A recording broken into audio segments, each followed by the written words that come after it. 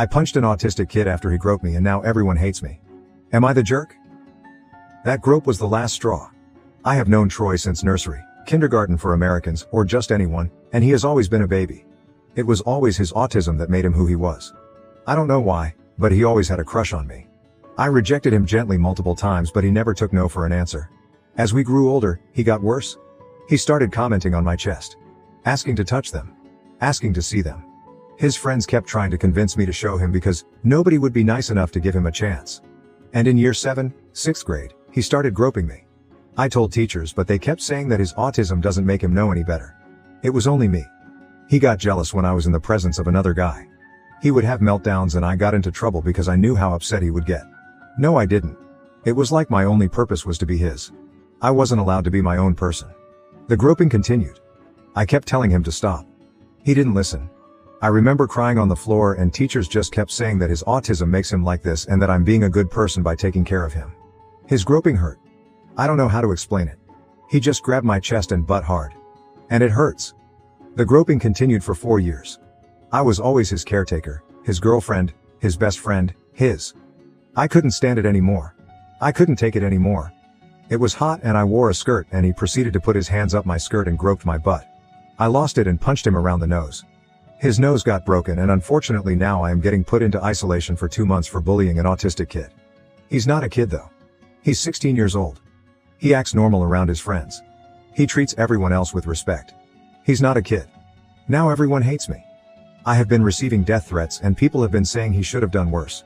Now all I want to do is curl up and die. Maybe I should have been nicer. Maybe I should have been more sympathetic. Maybe I should have just accepted it. I could have been his only chance. For the record, I don't despise autistic people. He is not a representative of them. He is just an awful person. Troy is just a horrible person. Thank you for letting me vent at it. Hi all. I didn't expect so much attention, so thank you for the validation. Giving my context. His parents are prominent people in our community. His dad is a third-generation Army something, IDK, and his mom is known for always holding all of the stuff for kids. Like the summer fairs, etc. She is also part of the school board and friends with the higher-ups, if you will, which is why this happened at all. I wasn't technically his caretaker because I didn't have to feed him, clothe him, etc. I just had to be his friend. His dad is also friends with the police station. They go way back, so that's another reason why they didn't do much. Or just took a statement then wrote him off as mentally disabled. And the police here just suck ass here. Police officers have SA'd many women before here.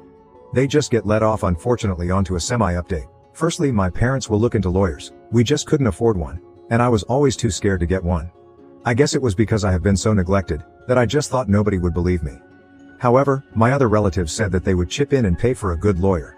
Meanwhile, my parents took me out of the school and I will stay at my grandma's for a while to recover. My auntie is also going to pay for my therapy.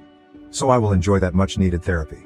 Thank you so much for the kind words. I hope you all miraculously wake up with more money in your bank's accounts than you expected.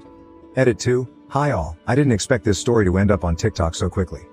I would like to thank you all again for your words and thank you so much to those who have been reaching out to me. It means a lot. I would also like to point out that this is a throwaway account, and I want to stay anonymous. But thank you all so much again for the kind words and comments. I realize that I was never in the wrong. That I am a person. Thank you. I truly hope you all have the best days ever. You all are amazing. Relevant comments from OOP. Comment 1. Is the kid cognitively challenged? OP, nope, he has mild autism, if that makes sense. He's actually quite good around people. Just not me. IG. Comment 2. I would get law enforcement involved. OP, we tried to. They just didn't care because he is mentally challenged. My parents genuinely tried to do something, but when everyone defends him, they believe the majority. I mean, when I usually say this story, people automatically think I hate autistic people. I don't. Because autistic people don't do this. Horrible people do. Autism isn't the label for assault. The label is sexual assaulter. Update. Firstly, I would like to thank you all so much for your kind words and messages. Thank you for your support and validation. Your words meant so much to me.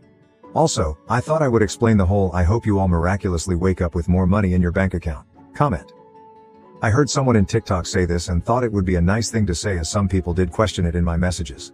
But yeah, thank you all again. Before this update starts, I would like to say that this all occurred like 2 weeks ago now. I just reached my breaking point and needed to vent. Hence why the update may be soon to some. This won't be the final update, but an update. I would also like to clear the air with my parents. Now unfortunately, my parents come from a country where this stuff is normal.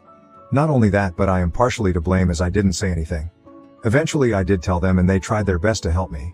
But they didn't know how. Though I do acknowledge their efforts, I am still going to be taking time to heal from them as well. My entire family also had a go at them and expressed their disappointment. The best thing for now is for me to spend some time apart from them. So to begin, I left the school.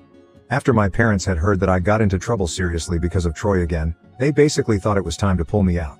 I am due to start my new school in 2 weeks. I have also been trying to settle at my grandma's house as I just needed a fresh start with fresh people. To be honest, I have never felt so free. I have had to deal with that torment for years and years. So now I can enjoy the pleasure of walking home and not seeing him or bumping into him. So I feel great. On to the serious stuff.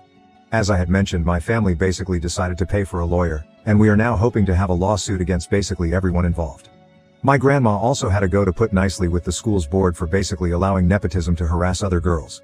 She called all of the teachers a disgrace for endangering not only me but other people, and saying how none of the teachers who allowed this deserve to even step foot into a school. This experience has also not been all sunshines and daisies. After the suit was claimed or made, IDK, my parents got letters and messages basically asking for the case to be dropped. My parents obviously said no. But it still didn't stop the harassment. I eventually got harassed too. All of the people giving me death threats decided to go into graphic detail on what Troy wanted to do to me. Spoiler, it wasn't great. And Troy's parents showed up on my doorstep demanding to see me and talk to me, and how Troy is ready to apologize. Thankfully by then my uncle and I had been on the way to my grandma's house.